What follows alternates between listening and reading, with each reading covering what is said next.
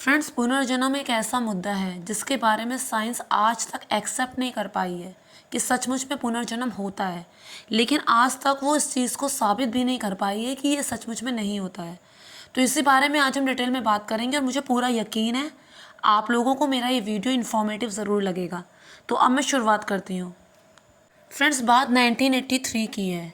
क्या होता है कि सुरेश वर्मा नाम का एक बिजनेसमैन होता है। वो अपने घर लौट रहा होता है। वो अपने घर के सामने पहुंच भी जाता है और जैसे ही वो हॉर्न देता है ताकि घर से कोई निकलकर दरवाज़ा खोले, तभी दो लोग उसके पास आते हैं और उनमें से एक उसे गोली मार देता है। वो गोली सीधे उसकी कनपट्टी में लगती है और दूसरे कान के नीचे से निकल जाती है। जब तक पत्नी उसकी भागकर वहां आती है तब तक वो दो हत्यारे तो चले जाते हैं, लेकिन सुरेश वर्मा की वहीं पर ऑन द स्पॉट डेथ हो जाती है। उसी साल एक गरीब परिवार में एक बच्चा जन्म लेता है। धीरे धीरे उसकी उम्र बढ़ती है। वो अपने माता पिता की छठी संतान होती है। लेकिन जब वो बोलना शुरू करता है तो उसके माता पिता के लिए बहुत ही चिंता का विषय बन जाता है। वो अपना नाम सुरेश वर्मा बताता है। वो कहता है कि वो आगरा का रहने वाला है और उसका जो है इलेक्ट्रॉनिक्स का एक बिजनेस है। वो बहुत बड़ा आदमी है। उसके पास अपनी खुद की गाड़ी है, उसकी एक बीवी है, उसके दो बच्चे हैं। पूरी डिटेल अपने पेरेंट्स को देता है। पेरेंट्स को पहले लगता है कि ये तो बच्चे की कोई मनगढ़ंत कहानी होगी और वो उसे कहानी ही समझती क्योंकि बच्चे अक्सर ऐसा करते हैं। लेकिन वो अपनी बात पर अड़ा रहता है। जैसे जैसे उसकी उम्र बढ़ती है उसकी ज़िद अपने घर जाने की और भी ज़्यादा तीव्र हो जाती है। वो अपने भाई बहनों को नहीं मानता है। वो अपने पेरेंट्स को पेरेंट्स नहीं मानता है। उसके पेरेंट्स की चिंता बढ़ती चली जाती है। फिर एक दिन हद हो जाती है। वो क्या करता है, एक प्लास्टिक का बैग लेता है और उस प्लास्टिक के बैग में अपने सारे कपड़े पैक करता है और उसके बाद खुद ही आगरा चलने के लिए निकल पड़ता है कि नहीं, अब मैं वापस अपने घर जाऊँगा, अपने बीवी बच्चों के पास।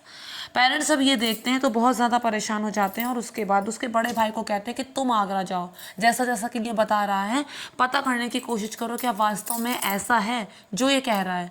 तो वो आगरा जाते हैं तो जो जैसी जैसी बात टीटू ने कही होती है सब कुछ वैसा ही मिलता है। सुरेश रेडियो नाम की एक दुकान भी होती है। वो एकदम हक्के बक्के रह जाते हैं।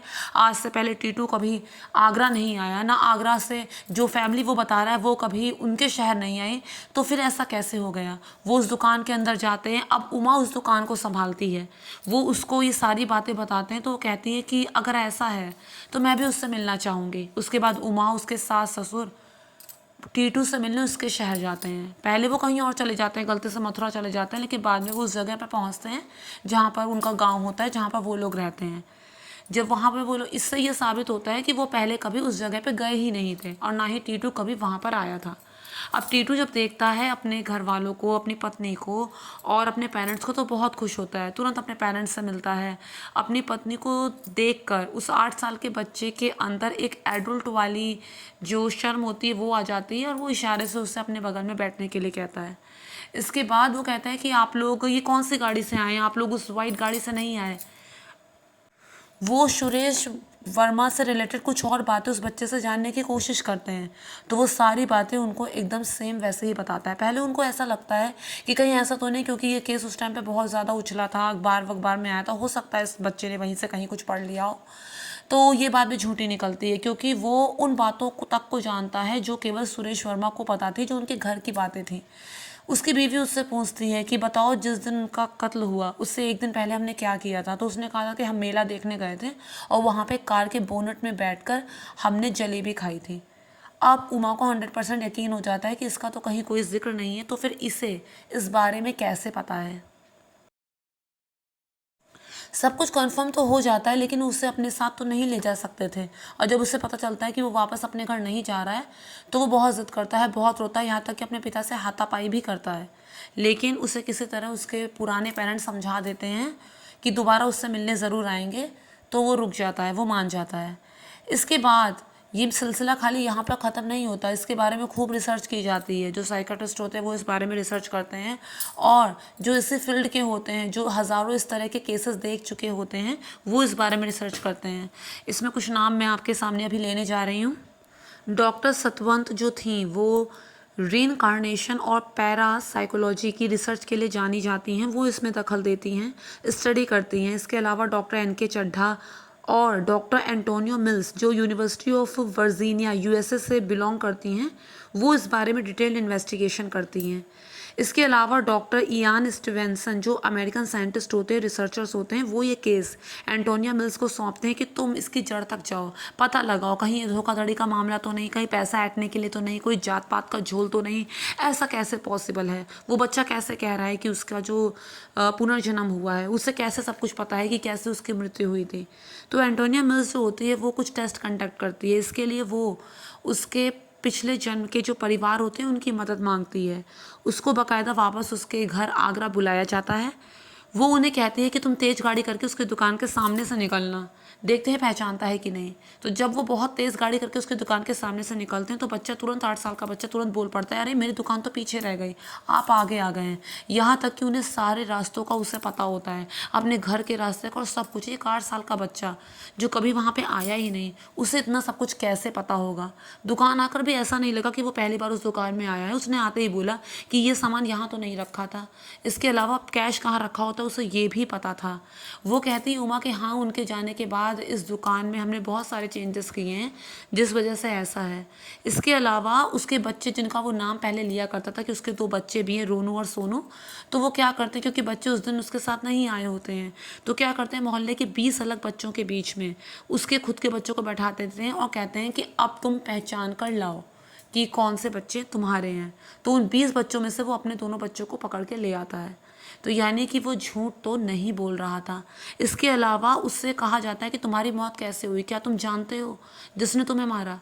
तो कहता है उसमें से एक को वो पहचानता है, वो उसका साथी बिजनेसमैन था, वो उसका नाम उसे बताता है और उसके बाद में जब उसे बुलाकर सख्ती से पूछताछ होती है तो ये बात साबित हो जाती है कि हाँ, उसी ने उसे मारा था। और ये पहली ऐसी बार हुआ था अदालत में कि जब पुनर्जन्म की बात पर यकीन करके किसी को सज़ा मिली थी, और ऐसा सचमुच में होता है। अब तो कोई शक की गुंजाइश ही नहीं होती है कि टीटू जो है वही सुरेश वर्मा है पिछले जन्म का। तो अब बात यहाँ पर ये आती है कि जब सब कुछ साबित हो गया तो क्या वो अपनी पुरानी फैमिली के पास वापस लौट जाएगा या फिर अपनी नई फैमिली के साथ रहेगा। तो उसके जो पुराने पेरेंट्स होते हैं वो कहते हैं कि बच्चे को खोने का क्या दुख होता है हम जानते हैं। अब जो टीटू सिंह ने जो नया जन्म लिया है तो इस नए जन्म में उसके पेरेंट्स कोई और हैं, और अब वो किसी पुराने जन्म में किसी से बिलोंग नहीं करता, किसी का पति नहीं है, किसी का पिता नहीं है। तो हमने जानबूझकर उससे मेलजोल नहीं बढ़ा रहे हैं क्योंकि इससे उसके नए पेरेंट्स को तकलीफ़ होगी।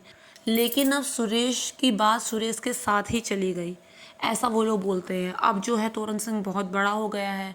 इसके अलावा बीएचयू का प्रोफेसर है और उसे अपने पूरे पिछले जन्म की बातें अब तक याद हैं। वो दोहरी ज़िंदगी अभी भी जी रहा है।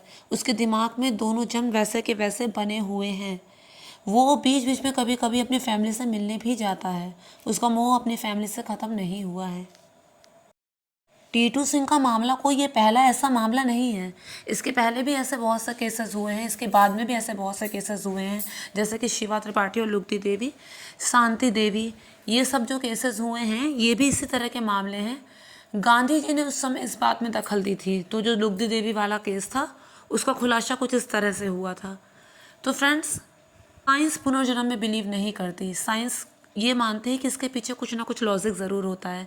जैसे सपोज़ कीजिए हमारे जो माइंड है वो कॉन्शियस माइंड और सब कॉन्शियस माइंड अलग है। कई बार हम किसी चीज़ पे ध्यान नहीं देते, उसे नहीं सुन रहे होते हैं, लेकिन हमारा दिमाग जो होता है उसमें जो सब कॉन्शियस माइंड होता है वो उस चीज़ को सुन रहा होता है और वो मेमोरी को स्टोर कर लेता है। बहुत साल बीत जाने के बाद या फिर बहुत दिन बीत जाने के बाद हमें अचानक से वो बात जब याद आती है तो हमको ऐसा लगता है कि ये हमें कोई पास्ट हमारी जानकारी है जो अभी अभी हमें याद आ रही है, लेकिन ऐसा होता नहीं है। हमारा दिमाग उसे सुन चुका होता है और इसलिए वो चीज़ हमारे दिमाग में अभी आ रही है। जैसे कोई हम गाने की ट्यूनिंग बना रहे हैं और हमने बना भी ली है, लेकिन बाद में पता चलता है कि हम बहुत पहले इसे सुन चुके थे, लेकिन अब हमें वो चीज़ याद नहीं है। लेकिन टीटू सिंह के साथ ऐसा नहीं था। ना उसकी फैमिली कभी आई थी आगरा से वहाँ, और ना टीटू सिंह कभी वहाँ गया था। तो फिर ये सब बातें और इतनी निजी बातें उसने कब और कहाँ सुनी थी। दूसरा ये होता है कि एक्सपर्ट द्वारा गहरी नींद में ले जाया जाता है, जैसा कि हिप्नोटिज्म में होता है, तब पास्ट लाइफ याद आती है। लेकिन टीटू के साथ ऐसा भी कुछ नहीं हुआ था, ऐसे किसी प्रोसीजर से टीटू नहीं गुजरा था। इसके अलावा ऐसा भी होता है कि जैसे मल्टीपल डिसऑर्डर जो होता है किसी इंसान में, मल्टीपल डिसऑर्डर आइडेंटिटी, इस तरह की कोई बीमारी होती है। जैसा कि भूल भुलैया फिल्म में हुआ था, मंजुलिका जब उसमें आती थी तो वो बंगाली बोलने लगती थी जो उसने कभी सीखी भी नहीं है, वो नाचने गाने लगती थी। ये दिमागी करिश्मा ही तो है। लेकिन ऐसा भी कुछ उस टीटू सिंह के साथ नहीं था, उसका बिहेवियर नॉर्मल ही था। वो अपने पेरेंट्स को भी दिलासा देता रहता था, अपनी माँ को बताता था कि माँ तुम चिंता मत करो, तुम मेरी माँ हो, मैं तुम्हें छोड़कर नहीं जाऊँगा।